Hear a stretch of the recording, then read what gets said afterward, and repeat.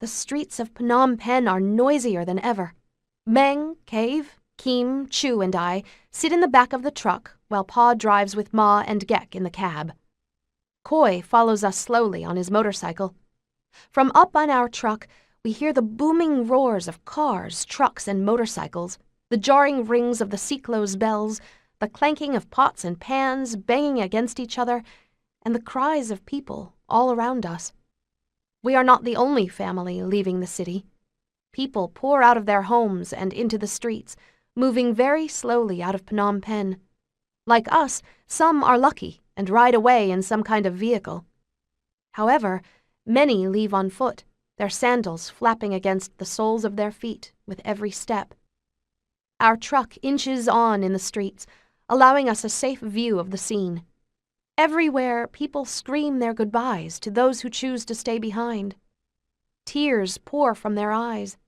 Little children cry for their mothers, snot dripping from their noses into their open mouths. Farmers harshly whip their cows and oxen to pull the wagons faster.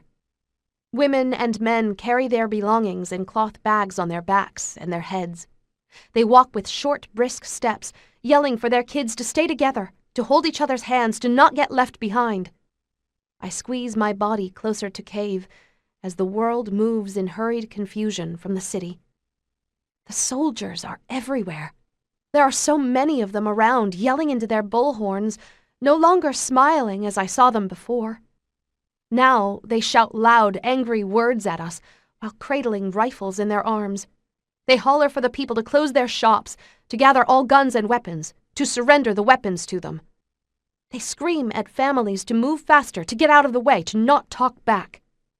I bury my face into Cave's chest, my arms tight around her waist, stifling a cry. Chu sits silently on the other side of Cave, her eyes shut. Beside us, Keem and Meng sit stone-faced, watching the commotion below. "Cave, why are the soldiers so mean to us?" I ask, clinging even more tightly to her. "Shh! They are called Khmer Rouge. They are the communists." "What is a communist?" "Well, it means—" "It's hard to explain. Ask Pa later," she whispers. Cave tells me the soldiers claim to love Cambodia and its people very much. I wonder, then, why they are this mean if they love us so much. I cheered for them earlier today, but now I am afraid of them. "Take as little as you can. You will not need your city belongings. You will be able to return in 3 days. No one can stay here. The city must be clean and empty. The U.S. will bomb the city. The U.S. will bomb the city. Leave and stay in the country for a few days. Leave now." The soldiers blast these messages repeatedly. I clap my hands over my ears and I hide my face against Cave's chest, feeling her arms tighten around my small body. The soldiers wave their guns above their heads and fire shots into the air to make sure we all understand their threats are real.